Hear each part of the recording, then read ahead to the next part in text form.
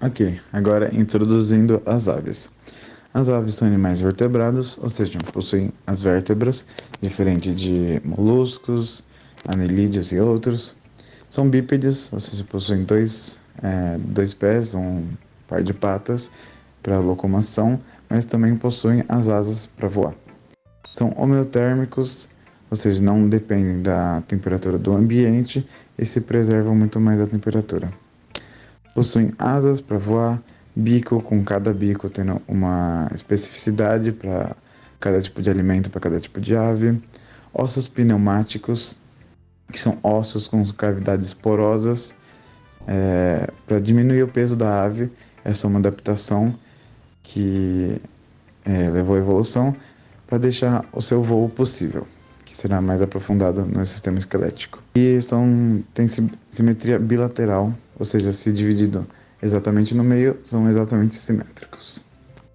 As aves também podem ser divididas em 4 grupos específicos com base no seu habitat. As aves silvícolas, aquelas que vivem nas florestas, como os passarinhos que a gente vê. As aves aquáticas, que vivem em lugares tipo rios e lagos. As aves marinhas, que vivem nos oceanos, mares, que a gente vê na praia, como as gaivotas. E as árvores limícolas, que ficam perto de corpos d'água alagados ou de baixa profundidade, como o Pantanal, o mangue. Um exemplo de ave que vive nesse lugar é a saracura. Sistema tegumentar. A pele é mais fina que a dos répteis, tem menos queratina e também possuem a glândula uropigiana, que é usada para lubrificar as penas com gordura, e não são mais compostas por escamas.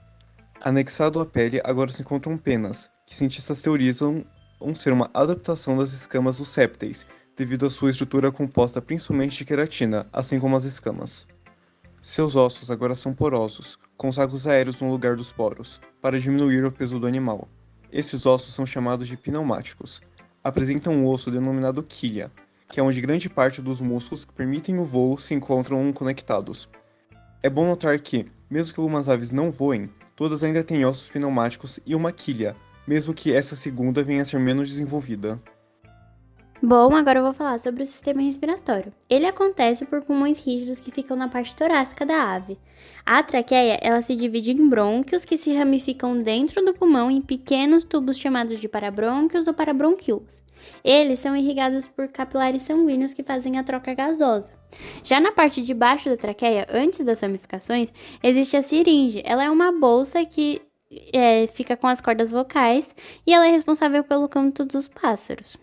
De alguns brônquios secundários saem algumas bolsas que são chamadas de sacos aéreos, e elas estão por todo o corpo da ave, penetrando inclusive em alguns ossos, e elas são muito importantes para as aves, já que a função é de ventilar ar para os pulmões tanto no processo de inspiração quanto de expiração. E essa ajuda faz com que a ave tenha um fluxo constante de ar rico em oxigênio, sem contar que diminui o peso específico do animal ajudando no voo. O volume de gás nesses sacos aéreos é de 10 vezes maior do que nos pulmões. Esses sacos aéreos também ajudam na refrigeração do corpo das aves, porque quando elas estão voando, o gasto de energia é muito grande e existe uma grande quantidade de calor sendo liberada. Então, esse excesso de calor é absorvido pelo ar frio que está dentro desses sacos aéreos, sendo assim eliminado pelo corpo através da traqueia. Bom, as glândulas salivares e papilas gustativas estão presentes no sistema digestivo das aves, mas os dentes estão ausentes e suas funções são realizadas pelo bico, havendo uma variedade de adaptações que são divididas entre as árvores granívoras, que apresentam moela e papo altamente desenvolvidos para ajudar na trituração e digestão de sementes, outros alimentos duros, claro, e a das aves carnívoras, que apresentam moela e papo praticamente inexistentes, uma vez que o alimento capturado é mais mole e não necessita ser macerado. Bom, mas agora dando destaque a alguns órgãos mais específicos das aves, temos o papo, que serve para armazenar o alimento coletado, preparando-o para uma digestão gástrica posterior e também permite a regurgitação de alimentos previamente digeridos para seus filhotes. Temos também o estômago, dividido em proventrículo, que é responsável pela digestão química dos alimentos, também designado como estômago químico, e ventrículo, que é a moela, um órgão triturador altamente muscular que é revestido por um epitélio que se invagina no interior da lâmina própria, formando buracos alongados, sendo cada um desses, portanto, glândulas gástricas tubulares terminais. E por último também temos a cloaca, que é a câmara onde se abrem o canal intestinal, o aparelho urinário e os oviductos das aves e dos répteis, também uma saída comum para os aparelhos excretor e reprodutor. Oi pessoal, agora eu vou falar do sistema excretor dos répteis e das aves. As aves, elas possuem rins, uréteres, cloaca e glândulas urinárias. Os répteis, eles possuem rins, que filtram o sangue, assim como as aves, e os dois, eles também excretam ácido úrico. Mas por que ácido úrico? Bom, para os répteis é melhor para conservar água por longos períodos, já que eles vivem em áreas secas, e para as aves é melhor para elas economizarem água, para manter o peso delas leve para facilitar na hora do voo. Passando para bexiga urinária, só as tartarugas e alguns lagartos têm bexiga, só que a maioria dos répteis, assim como as aves, eles não possuem bexiga, já que eles eliminam as fezes pela cloaca, que é uma estrutura multifuncional. Os resíduos sólidos e líquidos, eles se misturam, e dessa maneira eles se tornam mais fáceis na hora da excreção. Em resumo, tanto os répteis quanto as aves, eles compartilham um sistema excretor muito eficiente, adaptado para a conservação de água, como eu tinha dito, com excreção de ácido úrico e o uso da cloaca para eliminar os resíduos. Agora falando um pouco sobre o sistema nervoso das aves, é composto por encéfalo e nervos, e apresenta algumas características específicas, como o cérebro, que é volumoso e bem desenvolvido, permitindo a coordenação e o equilíbrio necessário para o voo.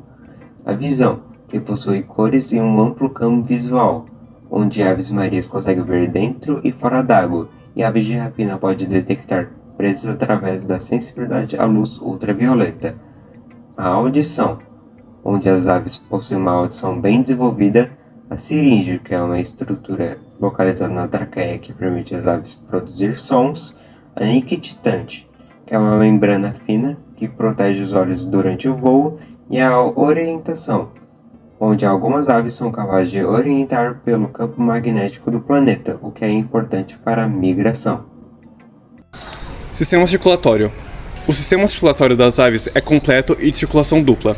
Ele é completo porque o sangue venoso ele não se mistura com o intravenoso, isso é, o sangue oxigenado não se mistura com o rico em gás carbônico, e ele é de circulação dupla, porque o sangue passa 2 vezes pelo coração, uma vez quando ele entra e outra vez quando ele passa oxigenado. O coração das aves voadoras ele costuma ser mais desenvolvido do que o das outras aves e de outros animais em geral, para suprir a necessidade de nutrientes dos músculos de voo.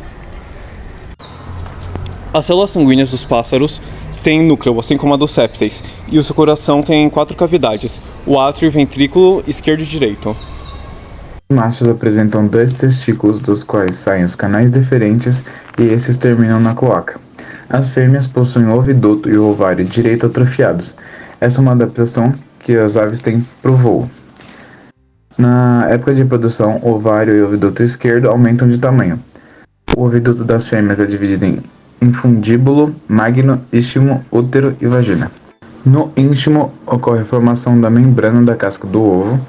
No útero é a glândula onde é sobreposta a casca desse mesmo ovo. A vagina é onde ocorre a passagem do ovo até a cloaca e onde é posta uma camada protetora de muco. E na cloaca o ovo sai do corpo da fêmea. As aves são animais vertebrados e dioicos, que possuem sexos separados, e ovíparos, ou seja, reproduzem através de ovos em uma parte da reprodução. Tem desenvolvimento direto e a fecundação ocorre internamente. Na época de reprodução, o macho tem que cortejar a fêmea para conseguir se reproduzir e depois ocorre o acasalamento.